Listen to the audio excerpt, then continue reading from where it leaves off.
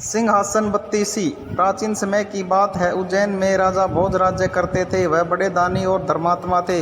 उनके बारे में प्रसिद्ध था कि वह ऐसा न्याय करते हैं कि दूध और पानी अलग अलग हो जाए। नगरी में एक किसान का एक खेत था जिसमें उसने कई साग सब्जी लगा रखी थी। एक बार की बात है, खेत में बड़ी अच्छी फसल हुई।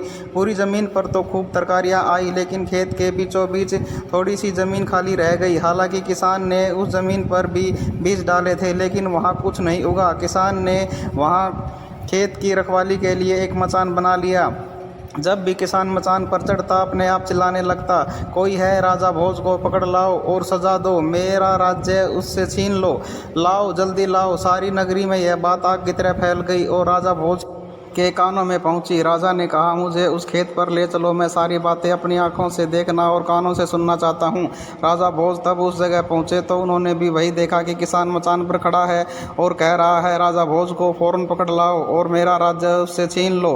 यह सुनकर राजा चिंतित हो गए, वो चुपचाप महल में लौट आए। उन्हें रात भर नींद नहीं आई। सवेरा होते ही उन्होंने राज्य के ज्योतिषियों और जानकार पंडितों को इकट्ठा किया। उन्होंने अपनी गोपनीय विद्या से पता लगाया कि उस मचान के नीचे कुछ छिपा है। राजा ने उसी समय आज्ञा दी कि उस जगह को खुदवाया जाए। खोदते खोदते जब काफी मिट्टी निकल गई तो अचानक एक सिंहासन प्रकट हुआ। सिंहासन के चारों ओर 8-8 पुतलियां यानी कुल 32 पुतलियां खड़ी थी। सबके अचरज का ठिकाना न रहा। राजा को खबर मिली तो सिंहासन को बाहर निकालने को कहा, लेकिन कई मजदूरों को जोर लगाने पर भी सिंहासन टस से मस न हुआ। तब एक पंडित ने कहा कि यह सिंहासन देवताओं का बनाया हुआ है, अपनी जगह से तब तक नहीं हटेगा जब तक राजा स्वयं इसकी पूजा अर्चना न करे। राजा ने ऐसा ही किया।